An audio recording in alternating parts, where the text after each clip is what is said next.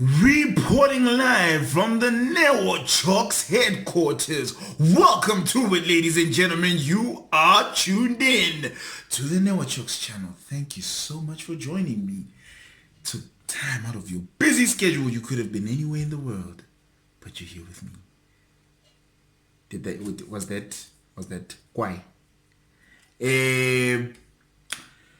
Yeah, still lockdowning, still coroning. This is a video about a story time. I have not done one before. I did not know how they normally work. I do not know why I'm so loud. I think I've had too much sugar. I have a sweet tooth, so I've been eating a shitload of sugar. So now I'm on a sugar high, and I decided to use this energy to feed you some content. Ding! This is a story time about an incident that happened to me 10 years ago. I think it's the 10-year anniversary of when I got into a near fatal car accident. It was scary. It was touch and go. I always think about this event because I think it's one of the biggest reasons and the biggest things that showed me that, one, God definitely exists. God does not want me to perish, or did not want me to perish or die at that point. And two, I think that I still have a purpose to serve, because the way it happened, I'll explain. You'll hear about it as we go along. But basically, to sum it up, is that I am very fortunate to be alive, to be of sound mind, to be of good health, even after that accident, because it could have gone extremely left. It could have gone so badly. But the God that I serve is omnipotent, omnipresent. He is for the boy. Okay, this accident or this incident happened a day before the FIFA World Cup. Believe it or not, I was in matric. It was 2010. How old was I? I think I was 18 or 19. I'm not really sure. I don't know. I can't count anymore. It was a day before the World Cup, and it was very. This is another thing about life. Like, you will wake up and you will not know. You can wake up and not know what's going to happen to you on a certain day. So re ne re gongwe parafini sports dlaleng ne ne gongwe parafini.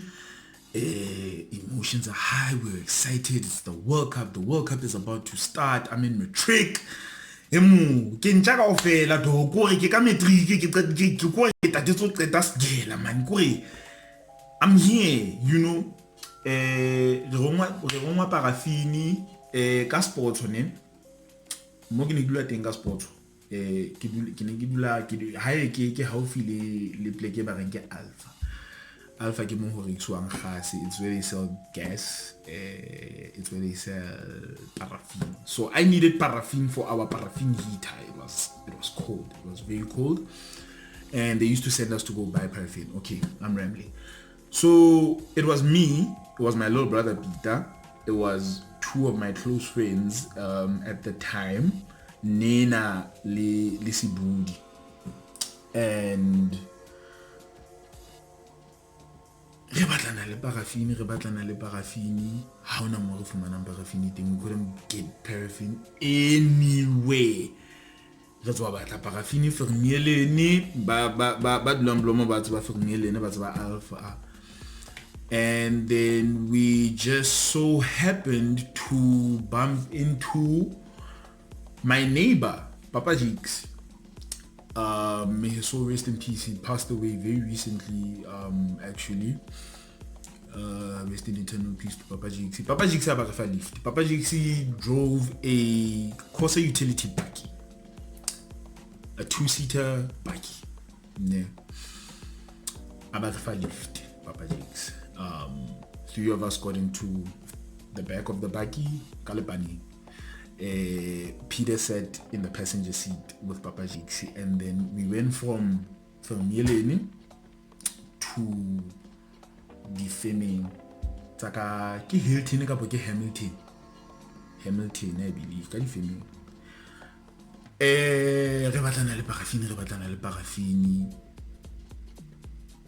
I believe we let a thola paraffin, and then we had to drive back home now, which was not too far. Our crib was not too far from Gadifeme, and yeah, I don't know how to explain the accident exactly now, but we were trying to imagine now you're at a crossroads, you're trying to pass 2 lanes going that way, and you're trying to cross to the other side going that way, going back home now.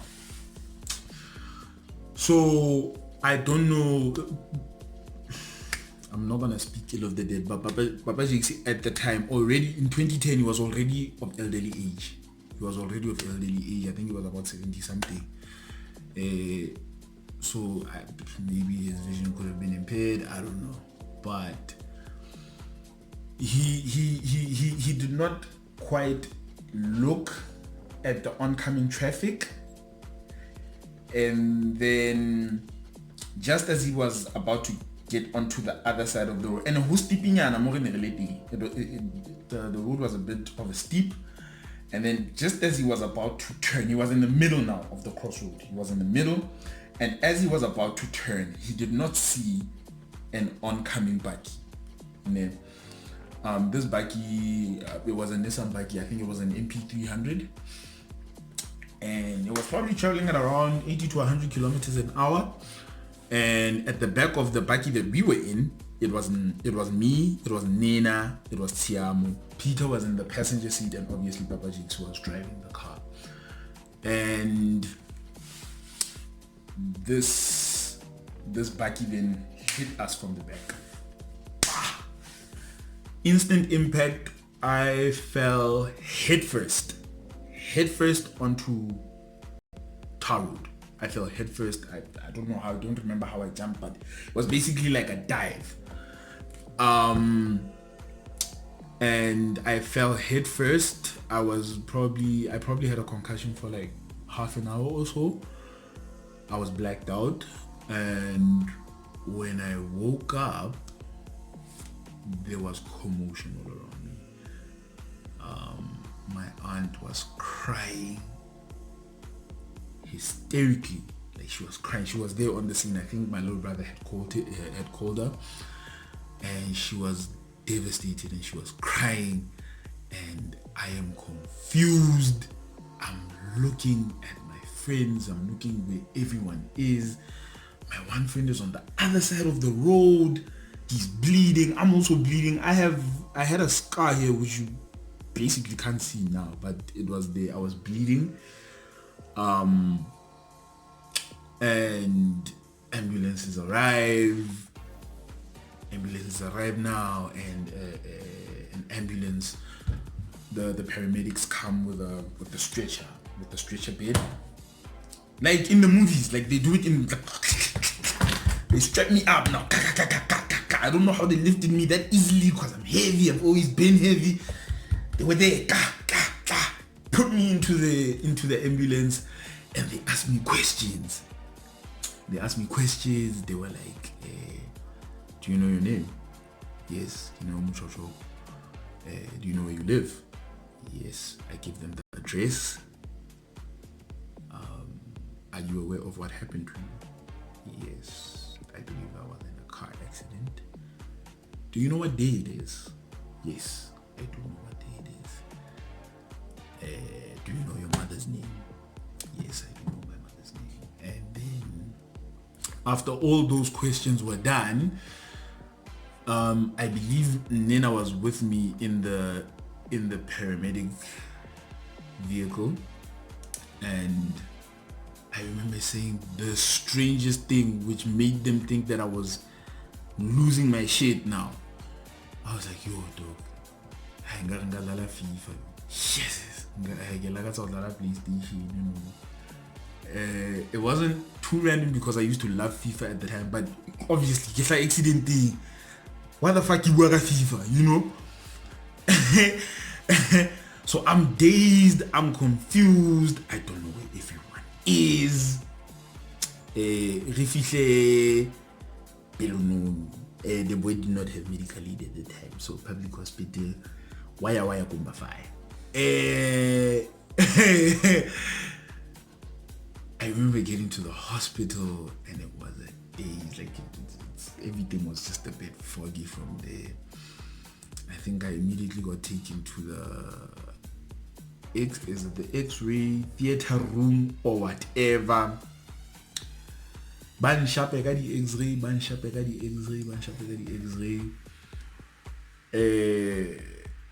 I literally remember I remember them putting me into one of the beds, into one of the hospital rooms, or whatever they're called, and my mother was in the corridor. Literally, my mother, like, this was my mom. Like, my bed is there. And then she looked like this. Like, not coming to the bed. She's like,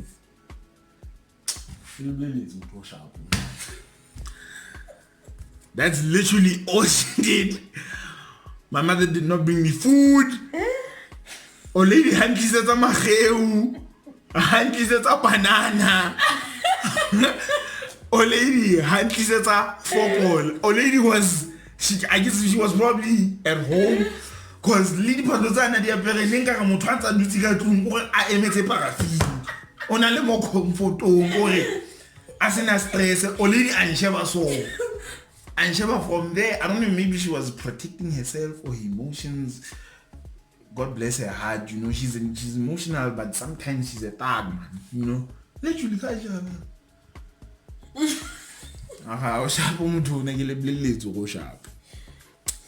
I had, you see how big my head is? I don't know if everyone can see my head. But keep pimple. I had, my head was swollen basically this much. I had another, like my head was swollen till here. The medical term for it, I believe, was a hematome. I don't know if I'm pronouncing it correctly or not, but they said I had a hematome. I was scared shitless because I thought that it was permanent. These doctors told me that I'm very fortunate to not be a vegetable. I'm very fortunate that I did not suffer any brain damage. And literally,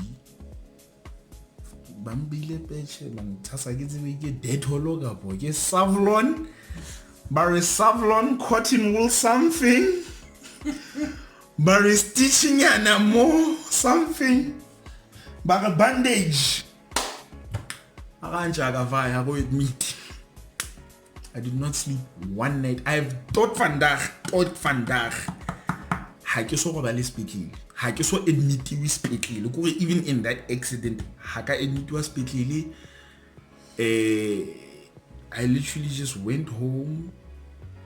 My family still thought that I was crazy because they asked me what would I like to eat, and then I said I was fine, which was alarming to them because